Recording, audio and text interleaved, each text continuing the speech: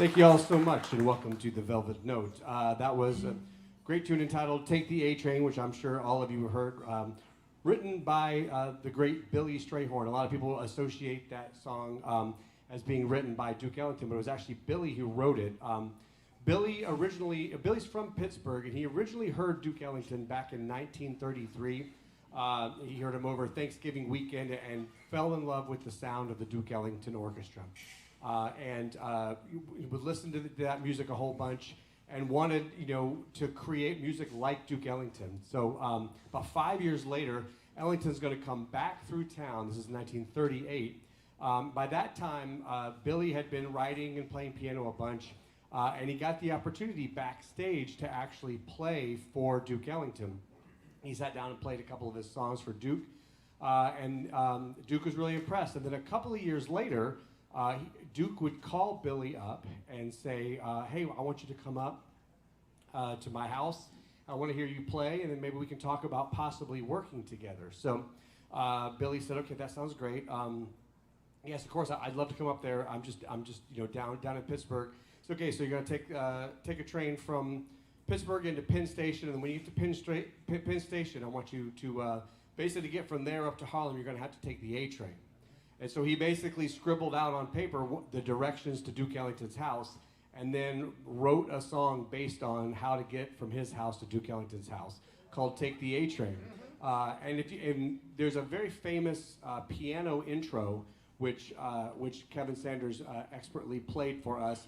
If you listen carefully to that intro, and if you've ever been on a subway train in New York City, the sound of the closing doors has that bing bong, and that's basically what Duke Ellington, or what Billy Strayhorn did, is he did like a jazzed up version of the sound of the closing doors of Take the A Train, and that's how Take the A Train was born.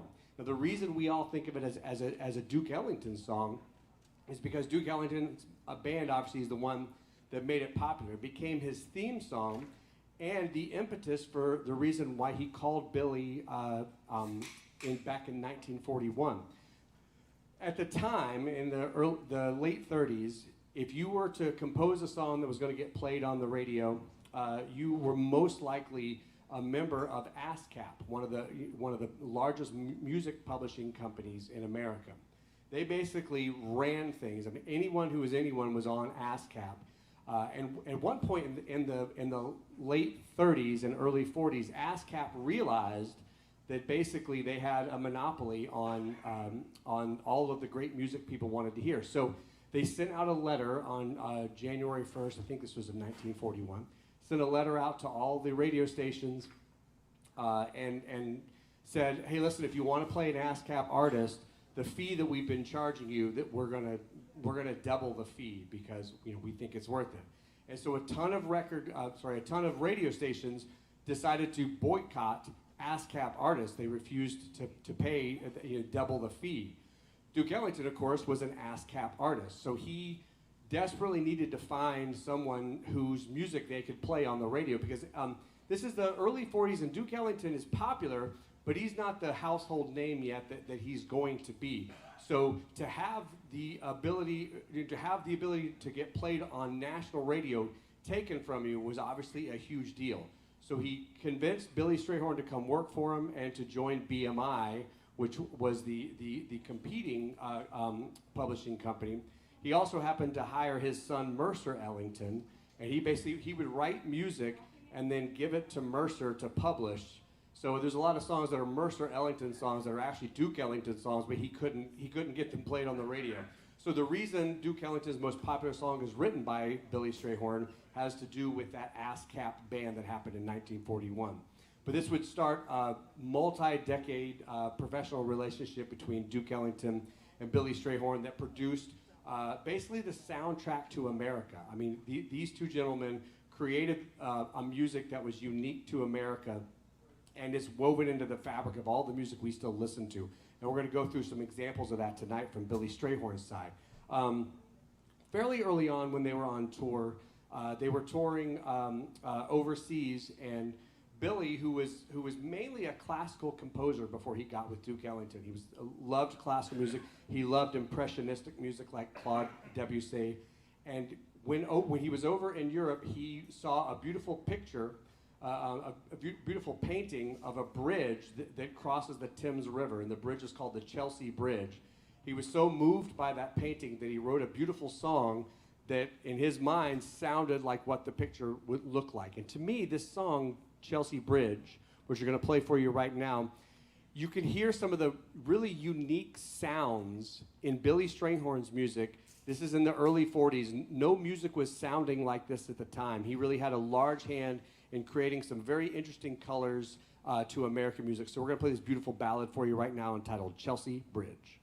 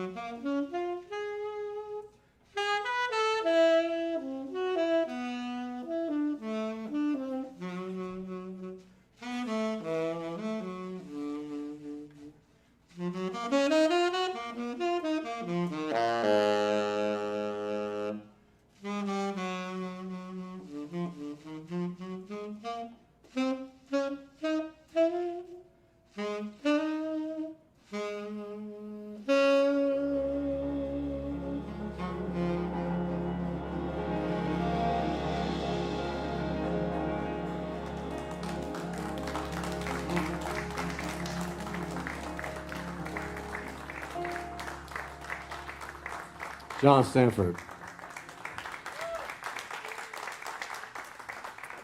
So Chelsea Bridge, that sound, those kinds of complex chords where they sound kind of happy and kind of sad at the same time, that sort of thing wasn't really happening in American music or at jazz at that point. Ellington and Billy Strayhorn really did create this uniquely American sound by blending all these cool sounds of the blues and early jazz with classical and impressionistic music. And the two of these would work. These two gentlemen would work side by side. Billy said they would spend hours on the phone when they had a piece of music they were working on, and they would just spend hours on the phone talking about it. They often wouldn't write together, like in the same room, but they would spend hours talking about what they were going to write, conceptually, etc. And then they sat down separately and wrote their parts. And over the years, the sound of Duke Ellington's music and the sound of Billy Strayhorn's music became indistinguishable. They basically were the left and right arm of the same composer, if you will. I'd mentioned that they'd met, Billy had played for Duke, and I guess they had met then too, in 1938. Billy was born in Dayton, Ohio, and then his family moved to Hillsborough, North Carolina. And while he was in North Carolina, his parents bought a piano, and this is really in his early years when Billy fell in love with the piano. Then they're going to make the move up to Pittsburgh, and it's really here that his love of just sitting around and playing the piano took a step further, where he started to compose music. He wrote musicals for his high school, and then things really started to blossom when he was in high school. He was a soda jerk, and for those too young enough to know what a soda jerk is, doesn't mean he was a terrible person who likes soda, like me. I'm a terrible person who also likes soda. A soda jerk is the hey, don't make fun of my soda. So I really hate to even admit this to y'all, but I have this drink where I do, every time we go someplace, I do half Diet Coke and half root beer. What do you mean? Oh, don't judge me like that. It's really good. It's like not too sweet, right? What? No, it's not meant to make you throw up, John. Anyway, so that's a different kind of soda jerk. I'm a different kind of soda jerk. He would work in the soda shops, and they would often, which is also usually connected to a pharmacy, and so they would have Billy go out and deliver goods. It could be goods from the store or pharmacy items to the local neighborhood. And back then in the 40s, instead of having a TV in the living room, you had a piano in the living room. So Billy would go into these people's houses, and they would talk. He'd eventually work his way to the piano, and he would play for a lot of his customers. And this really built his confidence up to help him realize that he does have something unique, and it's worth pursuing a musical career. During that time, I told you he was writing musicals for his high school. It wasn't too long after that. This is in 1936. He's 20 years old. He's going to write a ballad that will be one of the greatest jazz ballads to have ever been written. He's only 20 years old. It was originally titled Life is Lonely. And it's a heartbreaking story of melancholy and of love lost. And the music and the lyrics together were a combination that really we had not seen before. And I don't know what Billy Strayhorn played for Duke Ellington in 1938, but my guess is this is one of the songs that they played. He would add, when he went to publish it, he changed the title from Life is Lonely to Lush Life. So we're going to play Lush Life for you right now by Billy Strayhorn.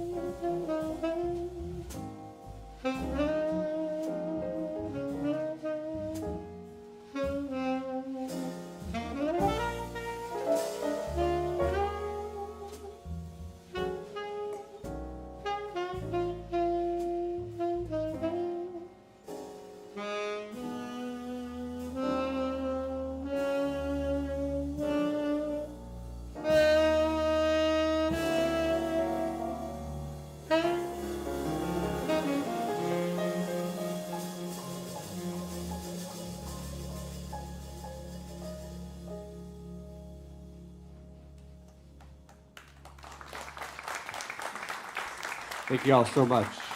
Lush life.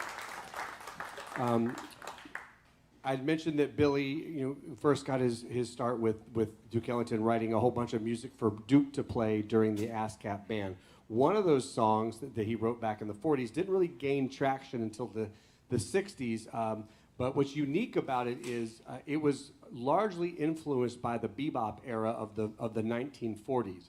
One of what I think is one of the more underrated aspects of the value of Billy Strayhorn in Duke Ellington's band was that a lot of big bands didn't make it out of the 40s. There were very few big bands that were still thriving artistic entities into the 50s, 60s, 70s, and 80s, and Ellington's band was one of those bands. And part of that was because their music was constantly being updated. It didn't sound like it was from the 1930s and 1940s. They were always growing, and Billy loved the sound of bebop, loved the sound of modern jazz, and he would inject these newer sounds into Ellington's music, and it would keep it fresh and keep it vibrant and keep it current. So the song that he wrote back in the 40s that started to really get traction in the 60s is a great tune entitled Rain Check. And as we play it, for those of you who are familiar with Sonny Rollins, it almost has like a Sonny Rollins type sound to it, a little bit more modern twist to the sound of what we think of as Duke Ellington's music. So here we go with Billy Strayhorn's Rain Check.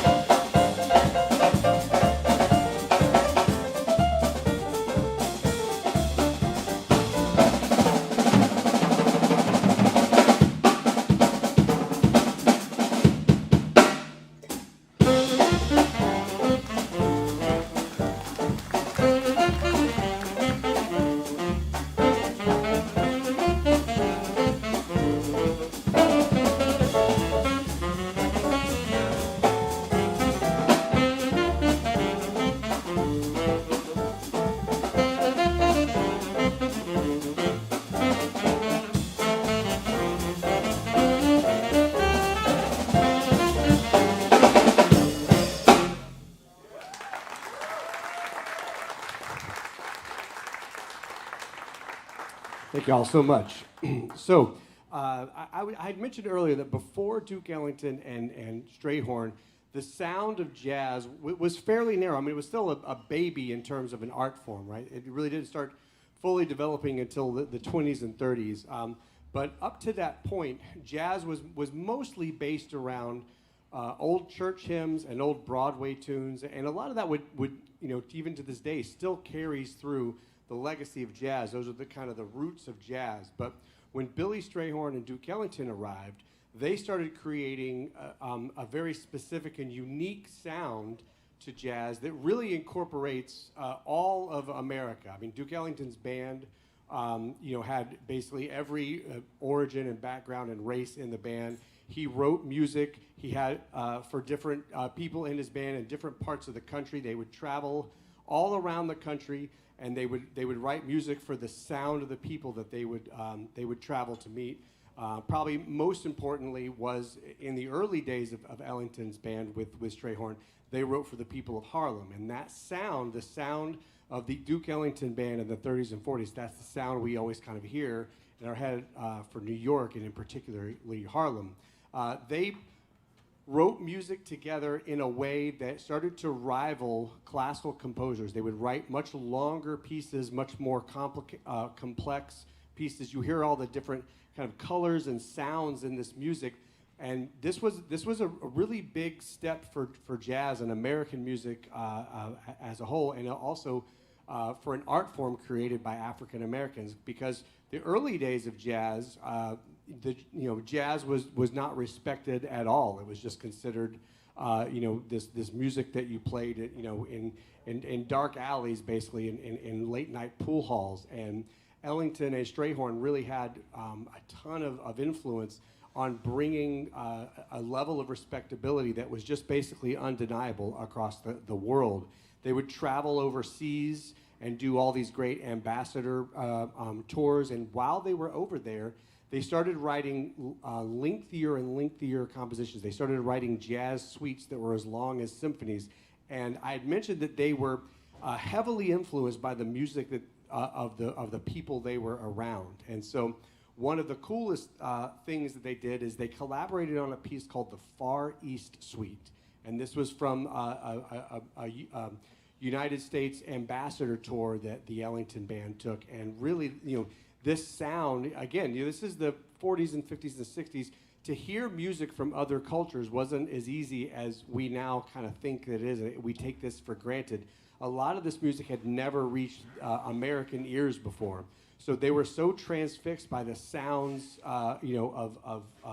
of Eastern Europe and India and China. They heard all this really cool music, and they decided to kind of turn it into their own version of jazz. And there's a couple of great tunes that came from that suite. Basically what would happen is Ellington and Strayhorn would generally divide the workload in half, and Ellington would take half of the music and Strayhorn would take the other. There were times when Ellington was so busy doing other things because he was he's the head of the organization. And so they would have pieces that they would have do, and Ellington would lean on Strayhorn and say, hey, listen, if you can write like 8 of these pieces, I'll contribute 2. But for the most part, it was half and half. So we're going to do 2 of the songs off of that Far East suite for you right now, both composed by Billy Strayhorn, and very contrasting styles, but really cool sounds in both of these. And we're going to start with the beautiful ballad he wrote. This is going to feature just John and Kevin Smith on the bass. Me and Kevin Sanders are going to hop off and give them a few minutes to themselves. It's a beautiful ballad entitled Isfahan.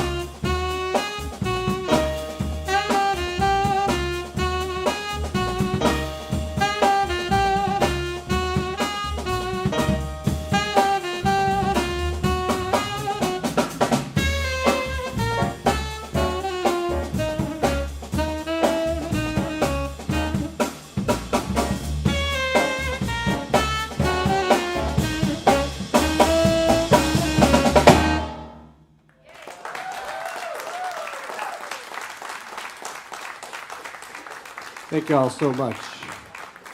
That last tune is one of the opening tracks off of the Far East Suite. It was called Blue Pepper, Far East of the Blues. And it's one of my favorite combinations or examples of all the different combinations that you can hear in Billy Strayhorn's music as it pertains to Duke Ellington's library. The groove and all that, that's something, this was recorded in the 60s. So I'd mentioned Strayhorn's ability to bring in newer sounds to Ellington's band. We can hear that in the groove that is in this song. The cool sounds of the melody, that kind of Far Eastern sound melody. And then once the melody is finished and we get into the heart of the song, if you kind of strip all the other stuff away, we're just playing a blues under there. So a really great mix of all those different things that really highlight what jazz is capable of, particularly in the hands of somebody like Billy Strayhorn. Now, Billy and Duke, like I said, they had a multi-decade relationship, professionally. They worked basically side by side. They were all but brothers throughout their entire career, their working career together. But Billy did not prefer the spotlight. So for decades, a lot of people really didn't know that much about Billy Strayhorn. Duke Ellington was the one in the spotlight. It was always his name on the albums. A lot of people didn't even realize, even songs like Take the A Train were written by Billy Strayhorn. But that's actually how Billy liked it. This is in the 40s, 50s, and 60s, and Billy Strayhorn was a black gay man who did not want to have to compromise. He was proud of his ethnicity. He was proud of his sexuality. He just wanted to be able to live his life. And if he did that under the spotlight, away from the spotlight, that allowed him just to kind of like live his life and not feel the scrutiny that someone like Duke Ellington had to endure. And they never even actually had a formal contract. At least for years, they didn't have a formal contract. Basically, Duke Ellington just took care of Billy Strayhorn. He paid his bills, he paid his bar tab, he paid for his clothes, he paid for his food. So Billy basically just lived with zero bills, zero financial responsibility, and got to tour the world writing for the greatest jazz orchestra of all time. And that relationship worked out really well for years and years, until eventually, as you might imagine, that sort of built where Billy, had reached a point where he was, more comfortable in his own skin, and also, wanting a little bit more credit for all of the work that he's been putting in. So he sat down with Duke Ellington, and they basically created their very first contract, which brought Billy Strayhorn. Gave him a lot more music royalties, and also pushed him a little bit more into the spotlight. As a matter of fact, the very first album that Duke Ellington recorded that had Billy Strayhorn's picture on it. If you haven't heard this record, it's one of our favorites. Ellington and Strayhorn reimagined Tchaikovsky's A Nutcracker Suite. It's a really hip version of all those great Nutcracker songs. And on that album is a picture of Duke Ellington and Billy Strayhorn. It's the first time we get to see Billy on the cover of a Duke Ellington album. Billy would also start to record his own albums as a solo artist, and that actually worked both ways, because there were times when Billy was composing for the band and Duke was off playing solo piano gigs and writing piano trio music and recording a great album with the bassist Charles Mingus and drummer Max Roach called Money Jungle. And they would kind of swap, it's almost like two parents and their kids or the band. It was like sometimes they both were watching all the kids, other times one did while the other one took a vacation. So and that worked really well over the years. Eventually, Billy would be diagnosed with cancer, and he would spend the last several years of his life getting treatment, but still up until his last days, he was writing material for the Ellington Orchestra. A couple of his most popular tunes were actually written in the hospital. One of them he dedicated to the staff that was taking such good care of him. It's entitled UMMG, which stands for Upper Manhattan Medical Group. And it's a really hip tune he wrote, so we're going to play that for you right now, called Upper Manhattan Medical Group.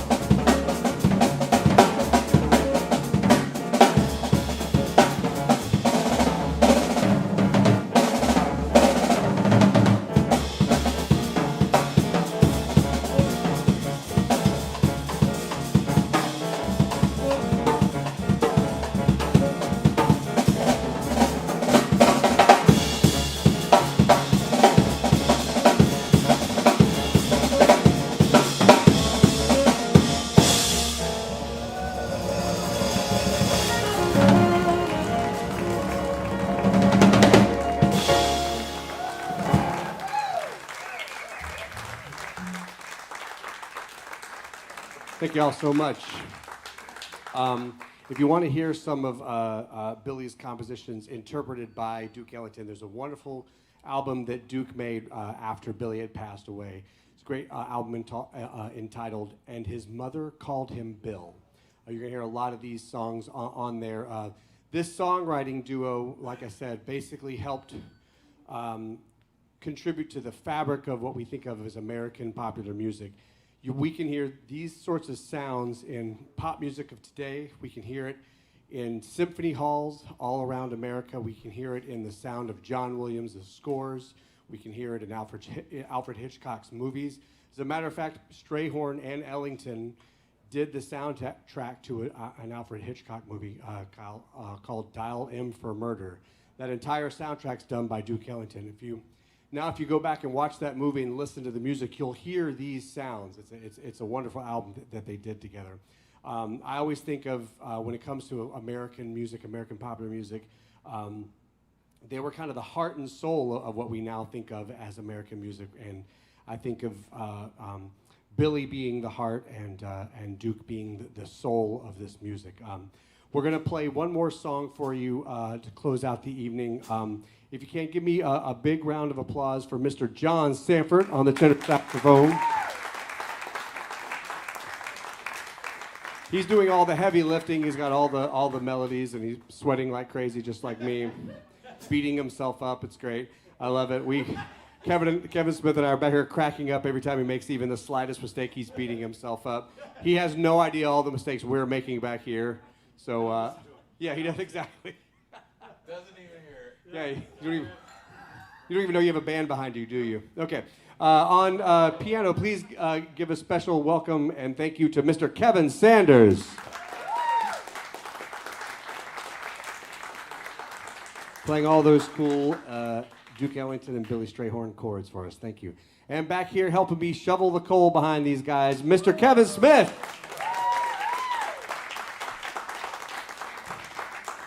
My name is Justin Barnes. This is the Jazz Legacy Project. We're here once a month, profiling these wonderful artists.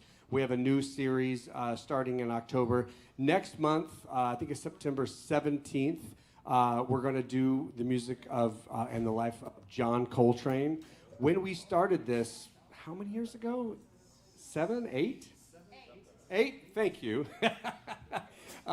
We started this 8 years ago. It started with one birthday concert we did for John Coltrane, and it launched this entire event. So to celebrate that every year in September, we revisit the music of John Coltrane. And then we got a whole bunch of great music coming up after that. So if you'd like to be a part of this subscription, if you're not already, please see Miss Tamara Fuller at the end of the night. We're going to close it out with, we've been doing all these really cool kind of sound, different sounding colors and all that sort of stuff.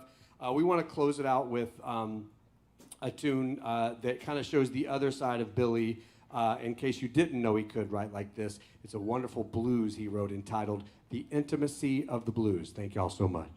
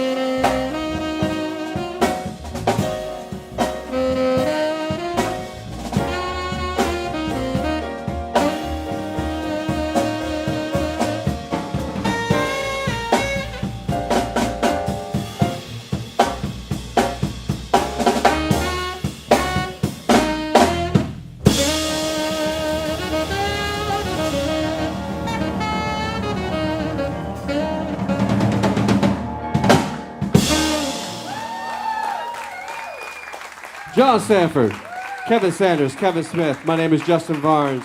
This is the Jazz Legacy Project, the music of Billy Strayhorn. Thank you so much for spending your Sunday evenings with us. We do not take it for granted. And now here's the owner of the club, Miss Tamara Fuller.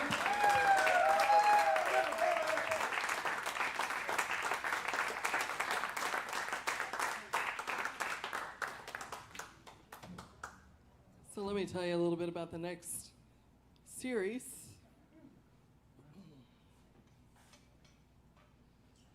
October 8th, Charlie Parker. November 19th, Horace Silver. December 17th, Charlie Brown. January 7th, Sonny Rollins. February 14th, Dizzy Gillespie. And March 17th, Lester Young. Lester Young. Your invitation is coming sooner than you think. In the meantime, I have some very important announcements. Mr. Early, paging Mr. Early. Mr. Early, Dr. Early, paging Dr. Early. You're so quiet. I don't think I've ever heard you speak a word. But today is your birthday. Happy birthday. Happy birthday, Dr. Early. Thank you for the cake. You're welcome. Mr. Hall, paging Mr. Hall.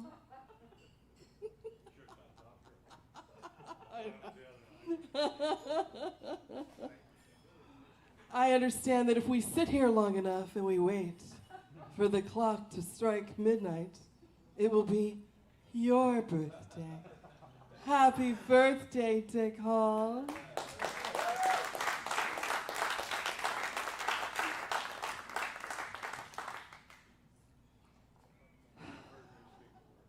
Yes, yes. All right. Go get her. Bring her to me.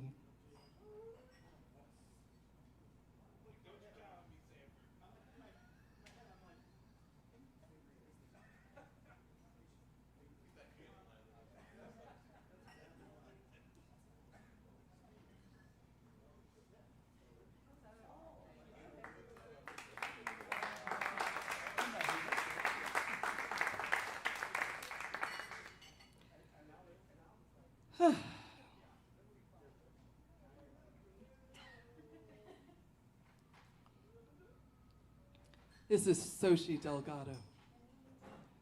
Sochi Delgado runs the Velvet Notes Kitchen Brigade, which she's done for 3.5 years. When I plucked her out of high school.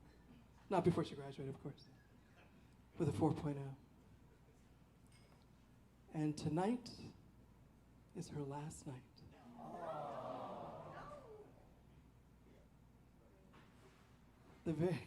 She says, the very last. I'm going to try not to take that personally. So, she makes incredible pastries and desserts. Yes, we know. Oh, yes, we know. Oh. She makes sure that food gets out to you. You are a pleasure to be around. Always. Always. I can't think of a time when you weren't. You are a blessing to the people who work with you. You are reliable, which is the #1 quality you look for in a chef. You love to cook. Love it. You are intellectually curious, and you are a great, soulful woman. And I could not be prouder of you than if I were your own mama.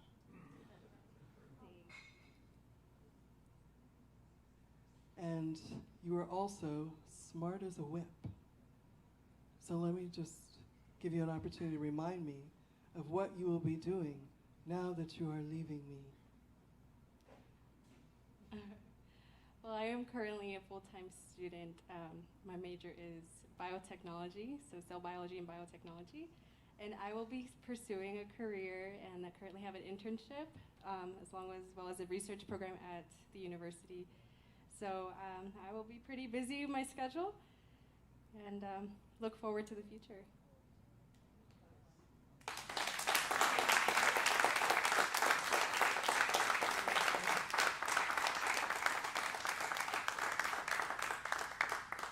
So, if you ever need your water tested, call Sochi. Thank you, Sochi.